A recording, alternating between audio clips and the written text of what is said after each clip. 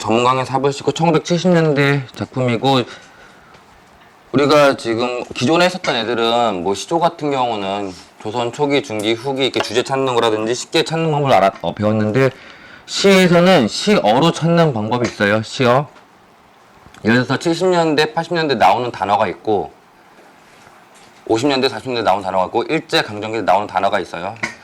1970년대면은 우리 군부 독재 시절이었기 때문에 주로 이제 군부 독재에 저항하는 시어들이 등장하고, 군부 독재에 저항하는 민중이 주로 등장을 하죠.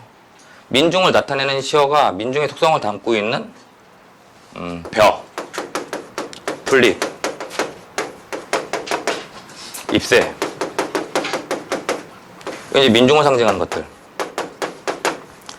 힘이 없어요. 바람이 불면 누워. 근데 죽지는 않아. 다시 일어서는.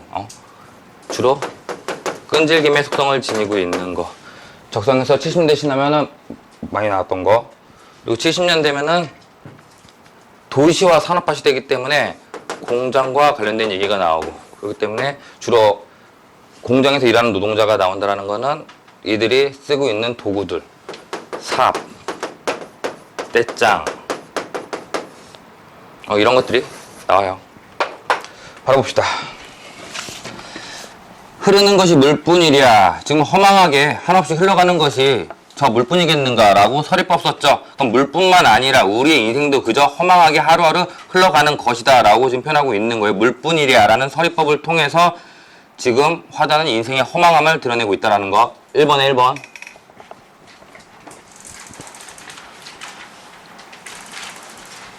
확인해봐요. 1번에 1번. 확인됐죠?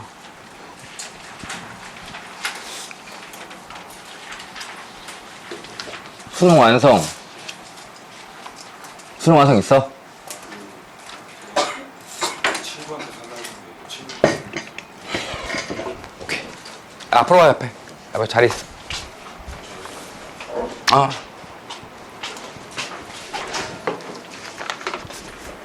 컴퓨터 건들지 말고.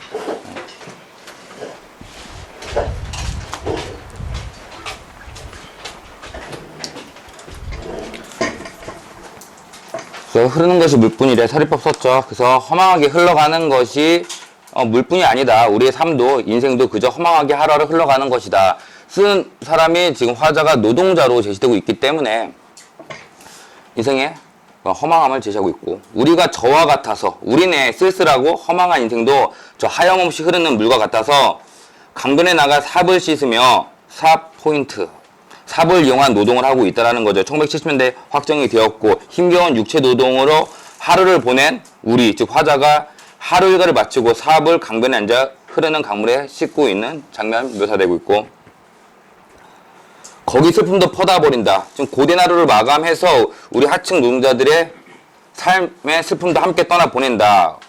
그러니까 가난한 노동자로 살아가는 화자의 슬픔이 제시되고 있는 부분. 2번에 1번.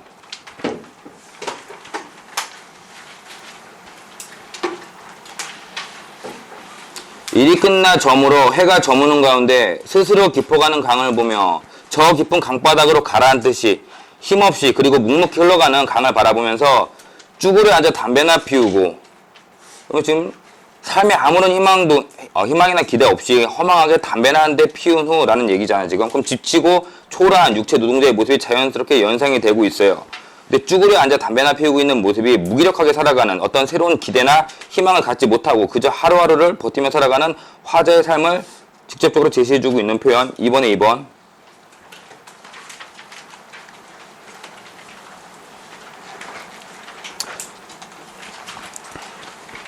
나는 돌아갈 뿐이다. 그렇죠. 그럼 하루 일과가 끝난 후에 강변에 앉아 삽을 씻고 나서 이제 맥없이 담배를 피우면서 흐르는 강물을 힘없이 바라보고 있을 화자가 모습이 연상되고 있고, 지금 화자가 위치한 공간적 배경 강변이죠. 강변. 공간적 배경은 강변인데 이 강변에서 갑자기 물이 샘솟거나 비가 내리거나 이런 변화는 없기 때문에 1번에 5번 아웃. 역동적인 모습이 없어요. 정적인 모습이야 그냥.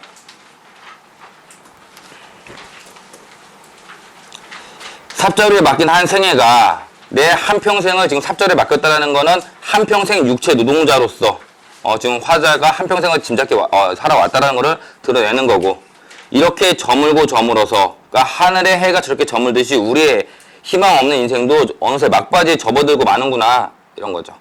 그러면 지금 일가를 마친 후에 해질녘 강가에서 자신의 무기력하고 희망 없는 현재 삶에 대해서 화자가 이런저런 생각을 하고 있다라는 거는 지금 현재 화자가 삶에 대한 성찰을 하고 있는 부분인 거죠. 돌이켜보는 거 아니야? 3번에 2번 성찰. 성찰이 들어갔다는 거는 이 글의 성격 성찰적 해결됐어요. 색강 바닥 썩은 물에 달이 뜨는구나. 저 초라한 강바닥 썩은 물에도 달은 어김없이 비치고 있구나. 여기서의 달은 지금 희망이나 이런 거 아니에요. 원래 여기서 가끔 이제 낚으려고 나오는데 달은 빛난다는 것 때문에 희망을 애들이 떠올리기도 해서 헷갈리는데, 희망의 날은 별이 나와야 돼요. 달은 지금 계속 나랑 수업한 학생들은 달은 그리움을 상징한다라는 거, 초승달은 반달은 이제 여자를 상징하고 보름달은 주로 남자를 상징하는 거. 여기서는 그냥 자연의 순리야. 썩은 물이든 맑은 물이든 상관없이 하늘의 달은 모든 물이 비치는 거. 우리가 저와 같아서, 그러니까 달이 맑은 물 썩은 물 가리지 않고 제 모습을 비추듯이 우리 역시도 우리의 삶에 희망이 있든 그렇지 않든 간에 태어난 이상 계속 살아가야 하는 거기 때문에 이런 표현인데, 지금 우리가 저와 같아서 이행에 동일하게 반복됐죠. 반복법 쓰면서 현재의 삶이 답답하고 희망 없는 삶이라는 화자의 인식 강조. 1번에 2번. 흐르는 물에 삽을 씻고, 즉 해야 할 일을 다 마친 후에 먹을 것 없는 사람들의 마을로, 먹을 것이 없는 우리의 마을일지언정, 그러니까 화자가 지금 가난한 삶을 직접 제시하고 있죠. 먹을 것 없는 궁핍한 삶을 직접 제시했고, 아무것도 먹을 게 없는 우리 마을일지언정, 우리가 매일매일 돌아가야 하는 곳이기에 우리는 우리의 마을을 향해 다시 어두워 돌아가야 한다. 어두운 길을 걸어 다시 돌아가야 한다. 그럼 고단한 삶이 지속된다는 거, 고단한 삶의 지속성이 들어가고, 반복되는 자신의 현실에 대해서 지금 반항하거나 뭐 거부하는 게 없고 그대로 수용하고 있어요. 그죠? 순응적인 태도를 보이고 있다는 거. 2번에 5번. 그리고 마을은 지금 화자가 돌아갈 곳이기는 해. 하지만 화자가 돌아간 곳은 아니야. 그렇기 때문에 여기서는 공간의 이동에 따라서 뭐 순차적으로 시상을 전개한다, 이런 거 말이 안 돼요. 1번에 3번 아웃. 여기서는 의지가 드러나지 않아요. 그렇죠. 의지가 없어요. 시험 문제에 가끔 뭐 화자가 의지적인 태도를 보인다는데 체념적인 태도예요. 그냥 체념 있는 그대로를 보여주는 거야. 시대가 70년대였기 때문에, 시대가 너무나도 험악했기 때문에 굳이 내가 희망을 얘기한다고 해서 펼쳐질 것도 아니었고, 검열도 심했고, 그냥 체념적이고 이 상태를 보여주는 것만으로도 사람들은 이 비참한 현실을 읽으면서 공감을 하겠지, 그지? 그 자체로서 의미가 있는 작품인 거예요. 이해가 안 되는 사람 없죠? 다 이해되죠? 그 다음에 이기철 청산행. 이거는 지금 속세에 살다가 자연으로 가서 이제 살려고 하는 사람의 그런 소망 내지는 마음가짐을 담고 있는 작품. 지금 수능 특강이든 수능 완성이든 이게 시하고 고전시가라든지 시 보면은 말이 생략된 말들이 많단 말이야. 학교에서는 그냥 읽고 넘어가잖아, 그지? 설명도 제대로 안 나 있고. 선생님이 수업을 못해서 그런 거란 말이야. 그렇기 때문에 내가 중간중간에 좀 책이 없는데 선생님이 왜 다른 말을 하지? 이거는 알아서 적으라는 거예요. 봅시다. 손은 들고 떠나갈 미련은 없다. 그러니까 손은 들고 떠나갈 때 미련이 있으면은 뭐 다음에 꼭 다시 올게 이렇게 말을 하잖아. 그러니까 다음에 꼭 다시 올게라고 말하듯이 그런 안타까운 마음을 담아서 손을 흔들면서 속세를 떠날 정도로 속세에 대한 미련은 없다. 그러면은 여기서 손 들고 떠나갈 속세에 대한 미련은 없다가 되는 거죠. 그러면 지금 속세의 삶에 대해 화자가 미련을 갖고 있지 않으면 여기서도 화자의 입을 통해 직접적으로 표현이 되고 있어. 그러니까 뭐 간접적으로 표현한다든지 우회적으로 돌려표현한 거 아니고 무조건 직접적으로 다 제시하고 있어요. 지금 두 시가 다. 며칠째 청산에 와 이 깊은 산에 들어와서 발을 푸니 몸을 편하게 쉬게 하니 청산이 공간적 배경 제시됐죠. 흐르던 산길이 잘 보인다. 그러니까 속세에서는 잘 보이지 않던 산속 삶이 비로소 선명해진다라는 표현이에요. 그러니까 산 밑에 속세에 있을 때는 이제 막연한 거지. 청산에 가면은 내가 뭐 재밌게 살 수 있을까, 마음이 편해질까라는 걱정이 있었는데 정작 산에 돌아와 보니 청산의 삶이 참으로 좋은 삶임을 화자가 비로소 지각하게 된 거. 그렇죠. 근데 이런 마음은 지금 청산에 들어온 이후에 화자가 갖게 된 마음인 거지 속세에서 느끼는 심리 상태가 아니란 말이야. 2번에서 한번 아웃.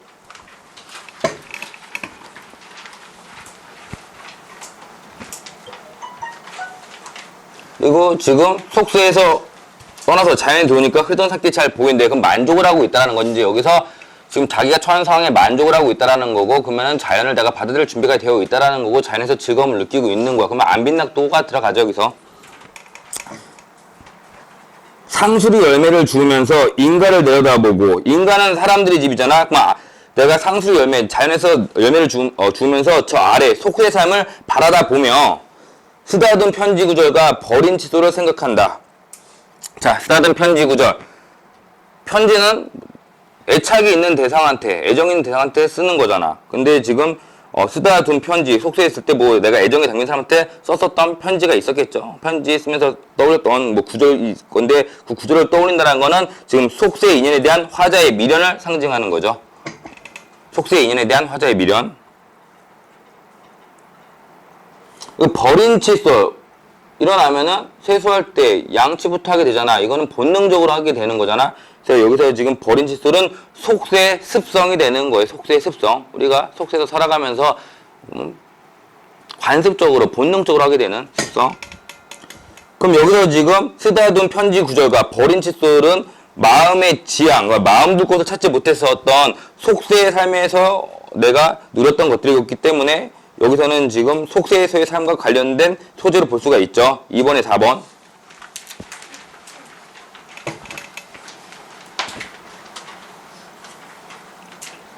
그리고 지금 인가를 내려다보면서 화자가 생각하는 것이 속세에 대한 지난 시간의 미련이나 속세의 지난 삶을 함축하고 있는 대상들이란 말이죠. 그러면 지금 화자는 이전의 삶에 대한 방식, 그러니까 속세에서의 삶에 대한 미련을 가지고 있는 대목인 거죠. 이게 3번에 2번.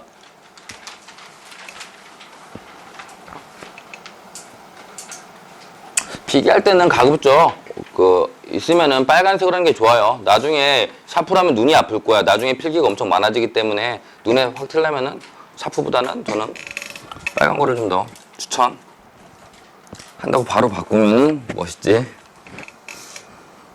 자, 그래서 남방으로 저 아래 남쪽으로 내가 지금 산에 있기 때문에 내려다보는 거기 때문에 이제 저 아래 남쪽으로 가다가 길을 놓치고 흘러가다가 길을 잃고 두어 번 허우적거리는 여울물.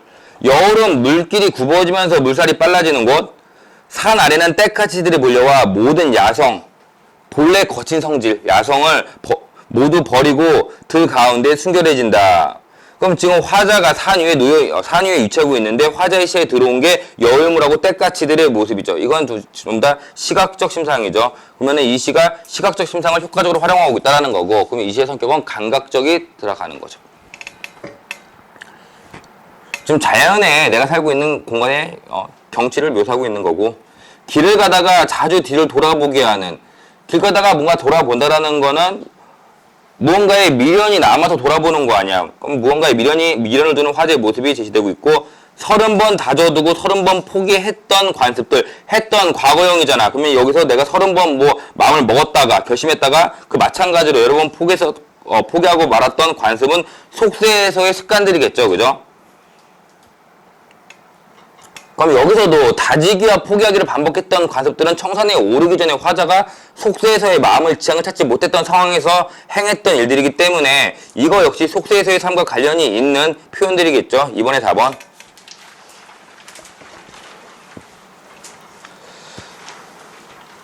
서쪽 마을을 바라보면 나무들의 자연 숨결처럼 마치 나무들이 잔숨을 쉬어대는 것처럼, 여기서는 그냥 직유가 들어갔는데 어제 내가 이거 수업을 했을 때 선생님 이거 은유로 봐야 되는 거예요? 은유로 보기 좀 애매해요. 왜냐면 여기서 그냥 단순히 나무들의 잔숨결이라고 표현했으면은 이거는 은유가 되죠. 근데 처럼이 들어갔기 때문에 이거는 비유적인 표현이기 때문에 조금 애매한 부분이 있어요. 그래서 은유를 안 보는 게 나을 것 같아요. 이거 물어보는 거는 안 나올 건데 어제 학생이 질문을 해서 잔숨결처럼 가늘게 흩어지는 저녁 연기가 한 가정의 고민의 양식으로 피어오르고 저녁에 밥을 하는 연기가 집집마다 피어오르는 장면, 이것도 시각적인 게 되게 강하죠. 생목은 생나무, 살아있는 나무. 살아있는 나무의 울타리에는 그럼 이 생목의 울타리는 사람이 만든 울타리가 아니고 사람의 손이 닿지 않은, 즉 이 생나무들이 어우러져서 자연스럽게 만들어낸 이 산속 울타리에는 들거미줄이 아무렇지 않게 쳐져 있으니 맨살 비비는 돌들과, 그러면 들거미줄이 쳐져 있고 울타리가 있어. 그러면 이거는 들거미줄이 쳐진 이 생목 울타리 안은 조금의 인이나 가식이 묻어있지 않은 산속이 만들어낸 그런 자연에서 만들어낸 형성된 것들이고, 묻지 않은 저 산속의 돌들과 함께 누워 실로 이 세상을 알아보지 않은 것들과 함께, 이 세상은 속세를 말하는 거 아니야. 그러니까 실로 속세에서 이런저런 때가 묻지 않은 이 산속의 무수한 자연들과 함께 잠들고 싶다. 편히 쉬며 잠들고 싶을 뿐이다. 그러면 지금 속세의 번잡함에서 벗어나서 자연 속에서 편안히 쉬고 싶은 화자의 소망이 드러나고 있죠. 그렇다는 거는 지금 이 세상을 알아보지 않은 것들과 함께 잠들고 싶다는 번뇌, 괴로워하는 고통, 이런 집착, 이런 것에서 벗어나서 자연에 침잠하려는, 그러니까 자연 깊숙이 가라앉으려는 태도를 보여주는 거죠. 2번에 5번이죠. 이거 안민낙도 추구죠. 근데 여기서 계절이 변화하고 눈이 내리거나 낙엽이 떨어지거나 봄비가 내리거나 이런 거 없어요. 역동적인 모습이나 계절의 변화 아무것도 없어요. 그렇기 때문에 계절의 변화에 따라 순차적으로 시장을 전개하는 거 아니고 1번에 3번 아웃.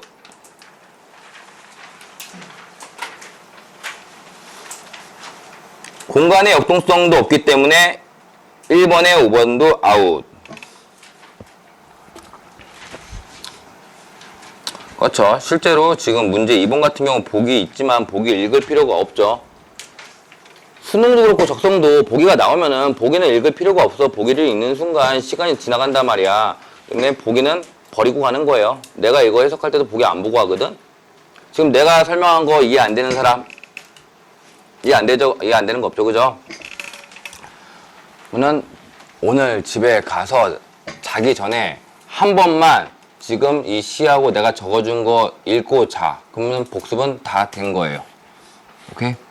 지금 수능 특강 수능 완성이 작품을 다 합치면은 약 300개가 된단 말이야. 이거를 실제 시험장 가면은 가천이나 을지나 수원, 삼육 여기는 EBS 그러니까 수특선을 다 반영하는데 올해 지금 이따가 나 간 다음에 가천대 거 볼 거예요. 여기 나와 있는 작품도 작년도 수능 특강 수능 완성 마구잡이로 섞어놨단 말이야.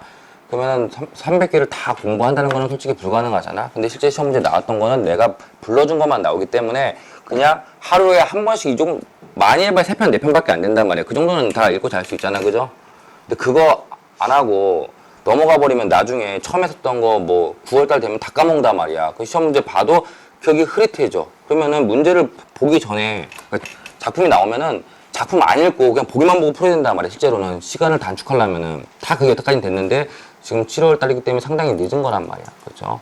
일찍 들어온 학생들은 12월 달부터 들어왔으니까 이미 수능 특강 다 끝났고 지금 시간이 없기 때문에 꾸준히 복습을 하는 걸로. 그렇죠? 그리고 지금 또 넘겨보면은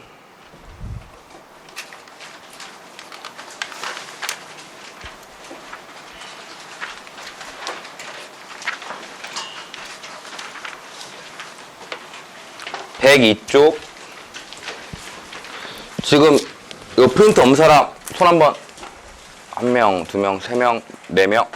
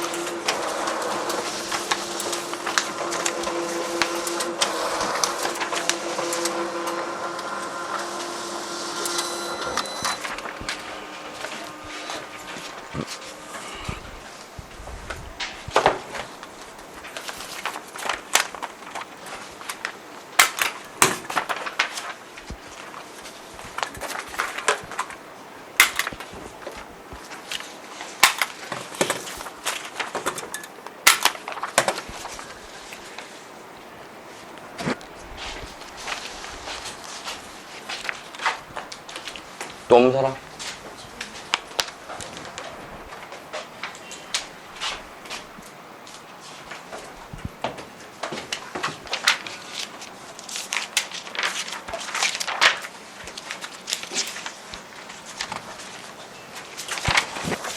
수능 특강은 한 번 돌 기회가 있는데 수능 완성은 아마 한 번 하고 끝날 확률이 커요.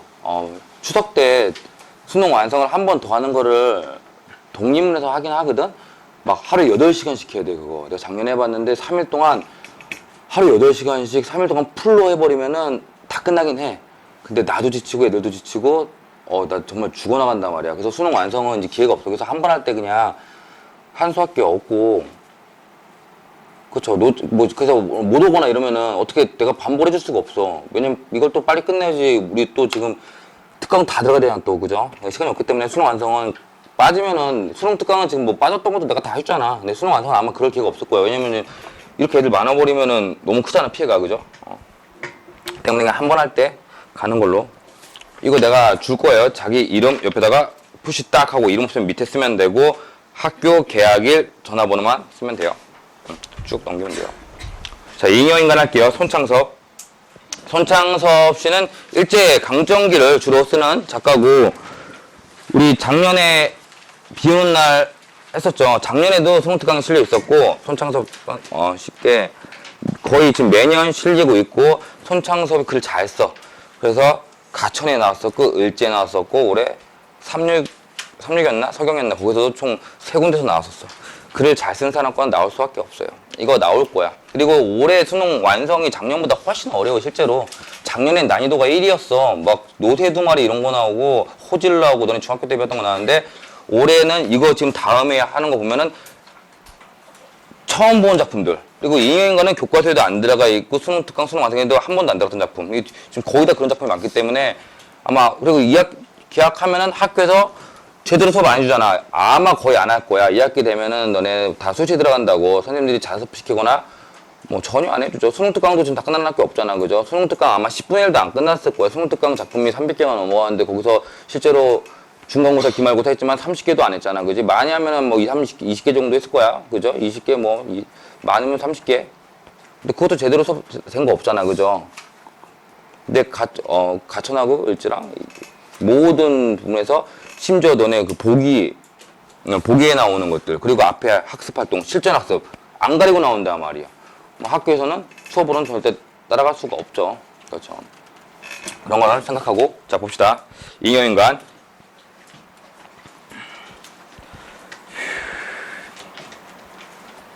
잉여인간은 쓸모없는, 소외된 사람이 잉여인간이죠. 쓸모도 없고, 소외된 사람. 자, 이게 사람이 내용을 들으면 쉽게 얘기는 하는데 인물 관계가 복잡하단 말이야. 그래서 인물을 놓치지 않고 따라오는 게 중요해요. 그러니까 나는 이해가 되는데 이해가 안 되는 애들 그런 거 있잖아. 우리 그때 3대 할 때도 그때 형준이가 뭐 이 시부모하고 얘가 엄마가 누군지 헷갈린다고 했잖아. 그지? 뭐 그럴 때는 색깔로 칠해 그냥. 뭐 형광색으로 그 부분 칠한다든지 구분하면 될 것 같아요. 자, 의사인 서만기의 병원에는 동창인 최익준과 천봉우가 매일 찾아온다. 이 친구가 지금 의사가 서만기, 그리고 이제 친구인 최익준과 천봉우. 병원에서 익준은 신문기사에 보도된 불의한 현실에 분노하고 정의감이 있는 인물이겠죠. 봉우는 짝사랑하는 간호사인 홍인숙을 바라보거나 낮잠을 자며 시간을 보낸다. 그러면 지금 이 익준하고 봉우가 서만기의 병원에 매일 찾아온다는 것만 보더라도 익준과 봉우는 특정한 직업을 갖고 있지 않은 사람이라는 거죠. 어떤 직업을 갖고 있지 못하다는 거는 지금은 뭐 취업이 힘드니까 어쩔 수 없지만 이 당대에는 정상적인 사회인의 생활에서 소외되어 있는 인물들, 잉여 인간에 포함되는 인물들을 볼 수 있는 거야. 그렇죠. 한편 병원의 건물주인 봉우의 부인은 만기를 유혹하지만 자기 남편의 친구를 유혹해요. 남편의 친구인 만기를 유혹하는 봉우의 처, 그리고 아내가 있음에도 간호사인 홍인숙을 짝사랑하는 있는 봉우 등을 통해서 지금 봉우와 봉우의 처가 안정적인 애정관계를 지니지 못하고 있음을 드러내고 있죠. 그죠? 비정상적이잖아. 그죠? 그러니까 지금 삐걱거리고 있어요.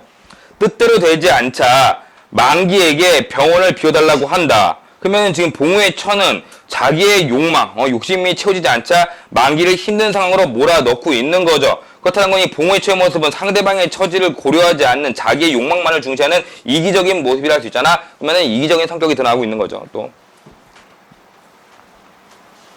어느 날 익준의 아이가 병원으로 찾아와 엄마가 죽었다라는 말을 전하고 만기는 돈 벌러 간 익준 대신 장례를 치르기도 한다. 그렇죠. 친구로서 이건 이제 의리는 또 있죠. 그죠? 의리는 또. 만기는 봉우 처에게서 장례 비용을 좀 뜯어볼 생각이었다. 아무리 간수히 치른다 해도 관은 사야 할 게고 새 어린 것에게, 그러니까 익준의 아이겠죠. 3명의 아이에게 상복을 입히고 영구차도 불러야 하겠는데 관을 실어서 이제 장례식 화장하러 갈 때 영구차다 관을 실어 가죠. 그 비용을 변통할 길, 마련할 길이 달리는 전혀 없었기 때문이다. 그럼 자신의 사정이 어려움에도 친구의 아내 장례식 비용을 마련하고자 애쓰고 있다는 점에서 만기가 지금 소외된 인물이 겪는 문제를 해결해 나가고 있는 인물인 거죠. 3번에 2번. 3번에 2번에 나오는 소외된 인물이 겪는 문제는 뭐야? 익준이 겪고 있던 경제적인 빈곤. 경제적 빈곤을 친구가 겪고 있는 경제적 빈곤을 지금 해결해 내려는 인물이 되는 거죠.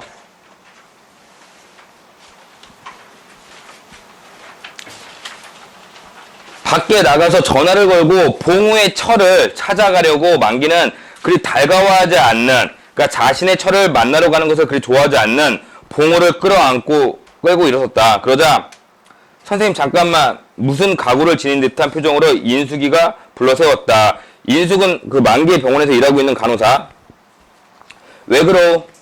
인숙은 만기를 진찰실 구석으로 끌고 가서 나지막한 목소리로 이 병원 결정적으로, 그러니까 결국 팔리게 되었나요? 케어 묻듯했다. 그런 모양이요. 인숙은 심각한 표정으로 고개를 숙였다. 잠시 말을 못하고 있었다. 밀린 급료 문제나 월급이나 실직될 것을 걱정해서 그러는 줄로 만기는 알았다. 그러면 인숙의 행동과 이에 대한 만기의 속생각, 그 내면 심리, 그런 줄로만 알았다 등이 서술되고 있음을 확인할 수가 있죠. 그렇다는 거는 지금 인물이나 행동이나 내면 심리를 서술해서 인물의 특성, 그러니까 인숙의 행동은 만기를 걱정하는 마음에서 비롯된 거고, 그럼 인숙의 따뜻한 심성을 보여준다 할 수 있고, 만기의 내면 역시 인숙이를 배려하는 차원에서 비롯된 것이기 때문에 만기가 타인을 배려하는 마음을 지닌 인물임을 또 제시되죠. 1번에 3번. 여기까지 왔는데 지금 인숙, 만기, 최익준, 천봉호 이런 식으로 나오잖아. 이거 3인칭이죠. 전위적 작가 시점 확정됐죠.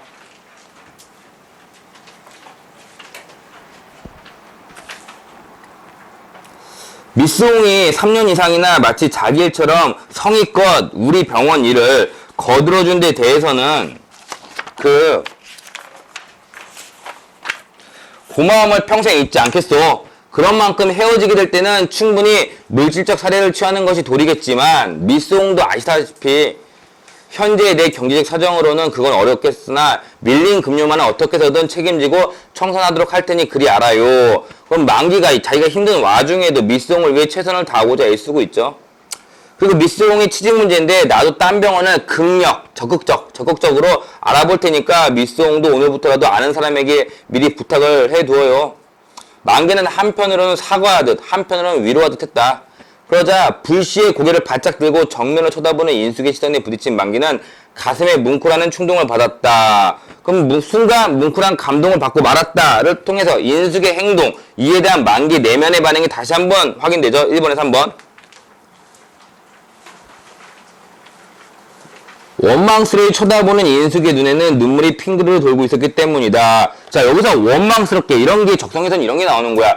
얘가 지금 뭐 잘릴 위기에 놓여있고 급료를 못 받기 위해서 원망스러운 눈빛이 아니고 만기의 말은 뭐야? 자신의 진심을 몰라준 것에 대해서 인숙이 느끼는 원망스러움인 거란 말이야. 그래서 자기 진심을 몰라준 것에 대한 슬픔인 거지 내가 지금 뭐 잘리게 될까 봐서 밀린 급료 못 받을까 봐 그런 거 아니야. 근데 이게 나중에 수업을 제대로 안 하고 학교에서 안 해주잖아. 근데 이게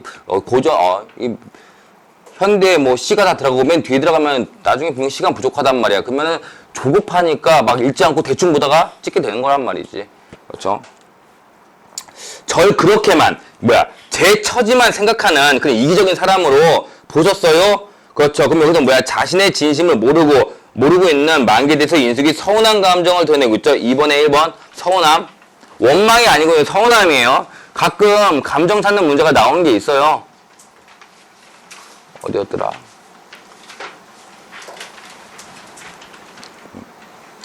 삼육도였나 평택도였나가 감정 찾는 문제가 나오는데 주로.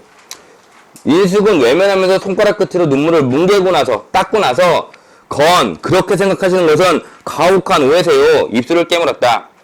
미스용 내가 피로해 있었기 때문에 실언을 했나 뭐 너무 노골적인 말이어서 놀랍거든 화가 났거든 용서해요. 그러면은 만기가 자기의 생각보다 미스용의 입장을 보다 우선시하는 배려 깊은 인물임을 짐작할 수가 있죠. 선생님 저보다도 실상 선생님이 더 큰일 아니에요? 그 숱한 식구의 생활비며 학비며 개업 중에도 늘 곤란을 벼셨는데 병원을 내놓게 되면 당장 어떡하세요? 그렇죠. 인숙이 자신의 처지보다 만기의 상황을 먼저 걱정하고 있죠. 그렇죠. 이게 바로 인숙의 진심이겠죠.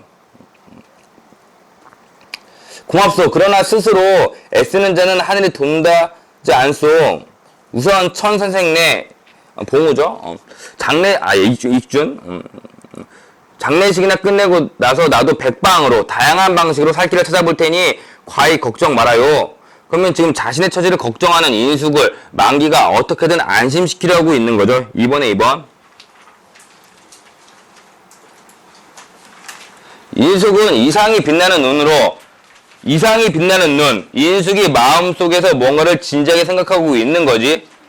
만기를 쳐다보다가 선생님 새로 병원을 차리려면 최소한도 얼마나 자금이 필요해요?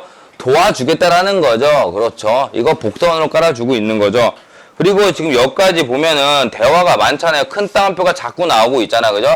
큰 따옴표가 자꾸 나오면은 실제 지문에서 100% 나오는 문제가 있어요. 수능, 적성, 모의고사 다. 대화를 활용하여 뭐 인물이 처한 상황을 드러낸다. 인물의 속생각을 드러낸다. 인물의 감정을 제시한다. 주제를 강조한다. 적절한 걸 찾는 게 나오면은 무조건 정답이야. 100%. 이건 팁이에요. 그러니까 지금 딱 봤을 때 큰 따옴표가 많잖아. 대화로 구성되어 있잖아. 그럼 대화를 문제가 적절한 걸 찾으라고 해. 그럼 대화를 활용하여 대화를 통해란 말 들어가면 무조건 정답이라는 거야. 다른 문제 안 봐도 돼. 그 대화를 통해 대화를 활용하여 그 단어만 보면 돼요. 딱 그 구절만 100%야. 수능에서도 100%야. 적성에서도 100%고. 그죠? 그 인터넷 같은 데서도 우리 작년이나 재작년 거 다 인터넷 구할 수 있잖아. 문제를 뽑으면 알 거예요. 수능 것도 뽑으면 알 거고 100%야 이거는. 내가 15년 동안 수업을 하면서 어긋난 적은 딱 한 번밖에 없었어요. 그 15년 동안에. 근데 그 한 번도 가천에서 한 번 그렇게 나온 적이 있었는데 워낙 그 문제가 쉬웠기 때문에 아무도 안 낚였었어요. 선생님 새로 병원을 차리면 최소한도 얼마나 자금이 필요해요? 도와주겠다는 거죠. 주점에 물었다. 아마 80환은 가져야 불충분한 대로 개업할 수 있을게요. 환 표시해두면 돼요. 환이 시대적 배경을 알려주는 단어예요. 환은 우리나라 옛날 화폐단위죠. 1953년에서 1962년까지 통용됐던 화폐단위이기 때문에 이거는 지금 1950년대 작품이라고 생각하면 되는 거예요. 환은 우리나라 그 전쟁이 이룬 거고 우리 그 수능 특강에서 복덕방 있잖아. 거기는 전이 나오잖아. 전은 일제강점기야. 가끔 이거 문제 헷갈리게 나올 수 있어요. 여기서는 지금 알 수가 없잖아. 근데 환이 나오니까 이게 일제강점기 조선시대인지 뭐 몇 년대를 알 수가 없잖아. 그죠? 이런 게 나오는 거예요. 수능에서는 절대 이런 게 문제가 나오지 않아요. 적성에서는 이런 게 나오죠. 인숙은 잠깐 동안 입술을 깨물고 섰다가 입술을 깨물고 서 있었다는 건 인숙이 뭔가 내적으로 결정했다는 거죠.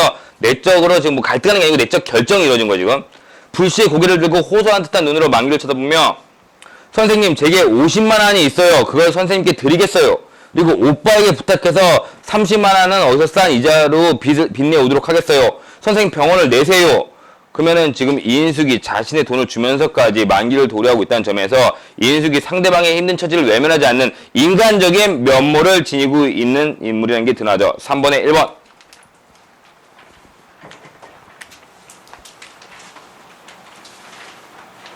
말을 마치자 인숙의 눈에는 갑자기 눈물이 주르르 쏟아졌다. 인숙은 그것을 씻을 생각도 않고, 그렇죠. 이게 눈물을 딱 흘리고 있어야지 더 감동적이잖아. 그렇죠? 젖은 눈으로 열심히 만기를 쳐다보며 서 있었다. 그러면 인숙의 행동이 자세히 서술되고 있죠. 그러면 뭐야? 만기를 향한 인숙의 애틋한 마음을 제시하고 있는 거죠. 1번에서 3번. 그렇죠? 애틋함. 자, 중약. 여기서는 이제 건너뛴 거예요. 실제 시험을 보러 가면은 중약 앞부분에서는 문제가 기껏해야 한 문제 정도야. 왜냐면 상황을 제시하는 거란 말이야. 핵심은 중약 뒤에서 나와요. 중약 뒤에서 문제가, 앞에서 한 문제 나오면은 뒤에서는 두 문제가 나온다고 생각하면 돼요. 두 문제, 세 문제. 그러니까 중요한 것들이 뒤에 다 배치되어 있죠.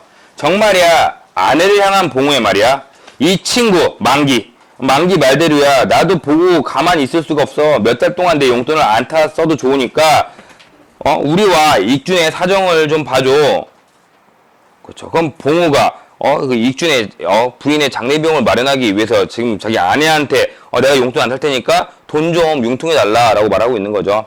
봉우는 제법 용기를 내서 아이가 어머니에게 주듯이 옆에서 거들었다. 그럼 무능하게 아내에게 지금 기생하며 살아가고 있는 봉우기는 해. 하지만 친구를 위해서 아내에게 힘든 부탁을 하고 있다는 점에서 봉우가 친구들과 내면을 공유하고 있는, 즉 친구들의 아픔에 공감하고 있는 인물인 거죠. 3번에 3번.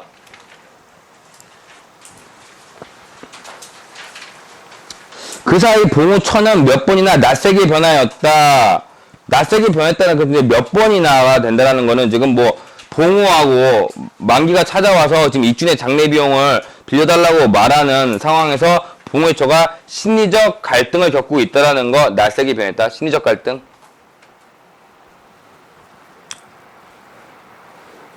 그러면 지금 이게 되게 재밌는 상황인 거죠. 만기가 있고 봉우가 있고 봉우의 처가 있어. 봉우의 처는 만기를 좋아해. 친구의 그죠? 친구의 남편의 친구인데도 좋아하고 있고 삼자가 대면에 있는 상황이야. 여기서 이제 그 아내 행동이 되게 재밌어요. 선생님에게도 저 같은 여자가 소용이 닿을 때가 있군요. 쓸모가 있을 때가 있군요. 그쵸. 지금 이 봉우의 처는 만기를 좋아하잖아. 내 남편의 친구의 만기를 좋아하는데, 저 같은 여자가 쓸모가 있을 때도 있네요. 라고 말하잖아. 근데 자기 자신을 저 같은, 여자라고 하고 있잖아. 그럼 뭐야? 봉우의 처가 가식적으로, 자조적인 태도, 자기 스스로를 낮추는 방식, 업신여긴 태도로, 말을 하고 있죠. 약간 살짝 비꼬는 느낌인 거죠. 그죠? 빈정대는 어조인 거야. 좋아요. 저는 점잖은 선생님의 청을 거절할 용기가 없어요. 이게 어쨌거나 애정을 드러내는 표현인 거죠. 여자는 언어 이상의, 그러니까 자신의 말에 담긴 언어적 의미를 초과하는 별도의 의미를 표정으로 나타내고 나서, 그러니까 단순히 말만 아니고 어떤 의미심장한 표정으로 봉우의 처가 지금 언어 이상의 의미는 뭐겠어요? 만기를 향한, 지 남편의 친구인 만기를 향한 자신의 성적인 욕망이죠. 성적인 욕망.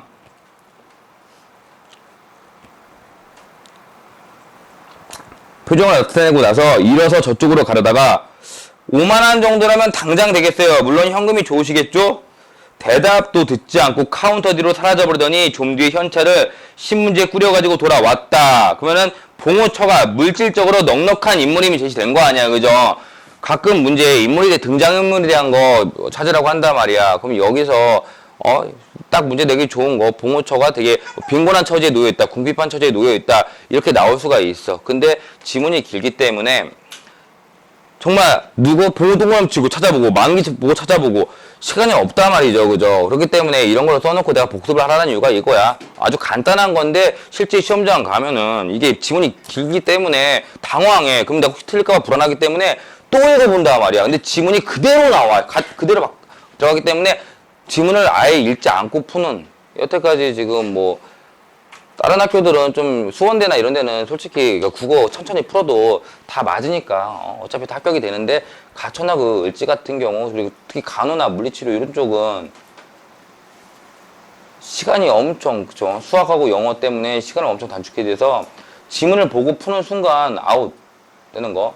이거 지금 우리 이따가 가천대 거 풀 거지만 기존에 나랑 해왔던 애들은 내가 가르쳐준 그런 방식으로 풀면은 다 풀 수가 있어. 이거 키워드 찾기로 다 끝나는 문제란 말이야. 그래서 어차피 지금 오늘 처음 온 애들은 이거 풀어보면은 시간 오래 걸릴 거야. 시간이 오래 걸릴 거고, 거의 20분 되면은 거의 시간 겨우 맞춰서 급하게 풀 거야. 내가 이거 어제 다른 학원에서 했을 때 빨리 푼 애가, 그래, 앤서 수업, 선생님 파주에서 앤서 수업 했는데, 너 종철이 알잖아. 그죠? 종철이가 9분, 민영이가 10분, 그리고 이제 10분 정도면은 그래도 반 정도면 다 들어오더라고. 종철이가 2개 틀리고 민영이가 2개 틀리고, 그죠? 근데 2개 틀린 것도 잘못 봤어, 문제를. 근데 지금 아마도 여러분, 지금 온 애들은 오래 걸릴 거야. 어떻게 푼지도 모르겠고, 여기 나와 있는 작품도 수업을 안 해서 안 들었으니까, 그죠? 여기에 나와 있는 작품들은 내가 수업을 지금 여기서 들은 친구도 있고 안 들은 친구도 있을 거예요. 다시 해줄게요. 내가 조만간에 다시 해줄게요.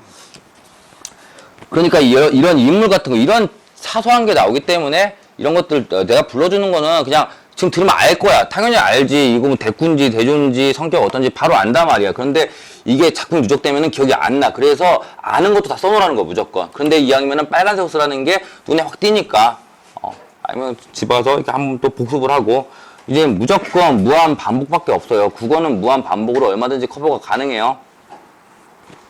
물질적으로 넉넉해요. 만기가 치아를 하고 일어서려니까 고맙다는 뜻을 표현하고 자리에서 일어서려고 하자 이 돈 그냥 드리는 거 아니에요. 그렇죠. 그렇죠. 이거는 뭐야? 만기를 향한 흑심이 담긴 행동이죠. 그죠?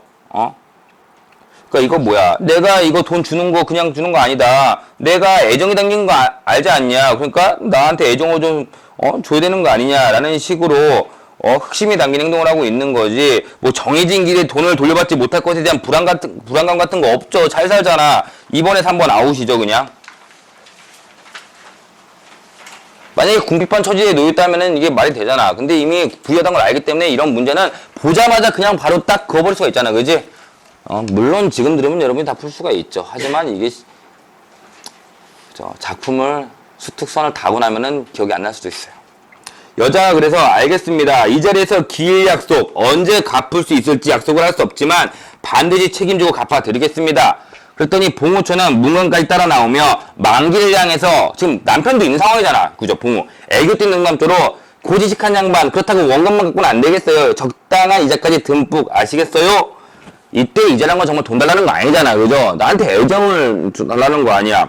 거의 아양에 가까운 교태였다. 자기의 남편이 교태에 있어. 근데도 만기량이 교태를 지금 보이고 있잖아. 그러면 이러한 봉우처의 모습은 타인의 상황을 전혀 고려하지 않죠. 자기의 욕망에만 충실하죠. 이거 안하무인이죠. 안하무인. 안하무인. 사자성어를 계속해서 불러줄 거예요. 근데 그 사자성어는 솔직히 말해서 고전 산문하고 고전 시가에서만 알면 돼. 현대소설에서는 거의 안 나와. 그죠? 나온 학교 없다고 보면 돼요. 그래도 알아두면은 도움이 되니까. 봉우의 눈치를 곁눈질을 살피며 당황이 줄다름치듯 나오는 만기 등이 되고 조만간 다시 들러주세요. 일간이란 건 조만간이에요. 이렇게 뭐 오늘이 아니고 이런 것들은 성결돼서 이딴 거 나와요. 이런 거 단어 친 다음에 뭐 천년 이런 거 있잖아. 뭐 증문에 몇 년이냐 이런 거 종목 나오기 때문에 조만간 다시 들러주세요. 선생님 일로 꼭 의논할 일이 있으니까요. 여자는 꺼리낌 없이 소리를 지르는 것이었다. 그러면은 뭐야? 물질을 무기로 삼아서 봉우처가 만기를 곤란하게 만들고 있는 거죠. 그렇다라는 거는 지금 뭐야? 봉우처가 병원 건물과 돈을 비밀로 삼아서 만기를 곤란하게 만들고 있다는 점에서 봉우처는 물질적 욕망을 추구하는 현실에서 순수함을 잃고 타락한 인물인 거죠. 돈이면 다 해결되는 거 아니냐라는 거. 3번에 4번.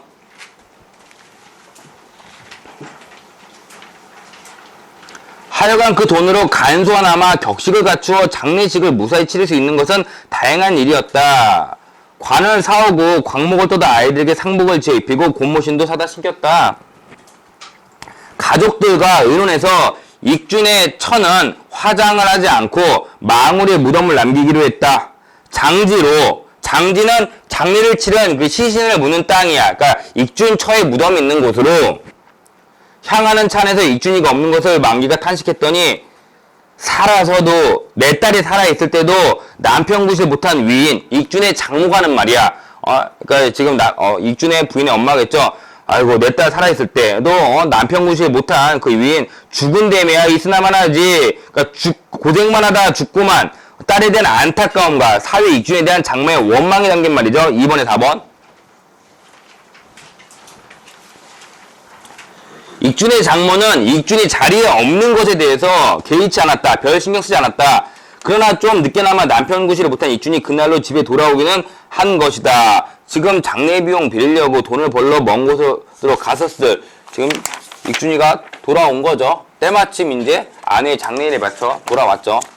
거의 황혼 무렵이 되어서 산에서 돌아온 익준이 익준의 일행은 익준의 가족과 만기, 익준의 집 골목 어귀에서 차를 내렸을 때였다. 저쪽에서 머리에 흰 붕대를 감고 이리로 걸어오는 허술한 사내가 있었다. 그럼 익준이가 뭔가 돈을 구하러 가는 중에 사고를 당했다는 거죠.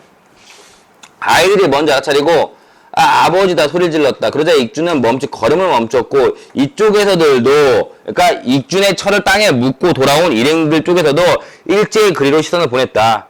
익준은 머리에 상처를 입은 모양이었다. 한 손에는 아이들 고무신 코승이가 삐죽게 내보이는 고무신 이렇게 앞부분이 내보이는 종이꾸러미를 들고 있었다. 그럼 아이들에 대한 익준의 애틋한 마음이 제시되는 부분 이때 그 고무신 이게 자식에 대한 애틋한 마음을 드리는 소재가 되는 거고 그는 무표정한 얼굴로 이쪽을 향하여 꼼짝 않고 서 있었다. 석상처럼 돌로 만든 조각상처럼 전혀 인간스러움이 느껴지지 않는 얼굴이었다. 그러면 지금 무표정한 얼굴, 인간이 느껴지지 않는 얼굴을 통해서 익준이 직감적으로 자기 처가 죽었다는 것을 느끼고 충격을 받은 모습인 거예요.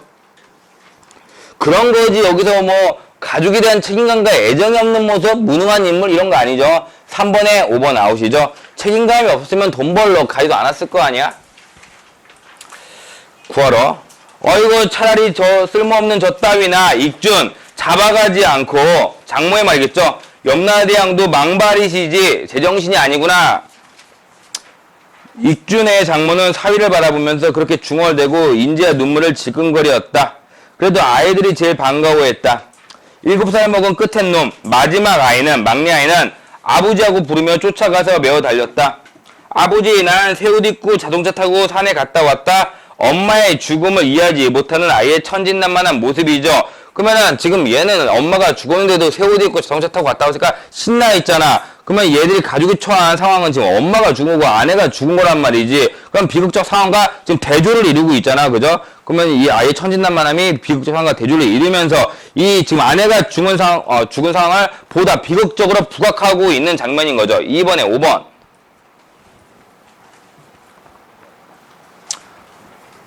어린 것이 자랑스레 상복을 쳐들어 보여도 익준은 장승처럼 선체 움직일 줄 몰랐다. 아내의 죽음에 익준이 받은 충격이 크다는 것을 제시하고 있는 부분. 10분을 쉬었다가 그 뒤에 거 고전 시가를 할 건데 뒤에 고전 시가가 엄청 길고 어려워요.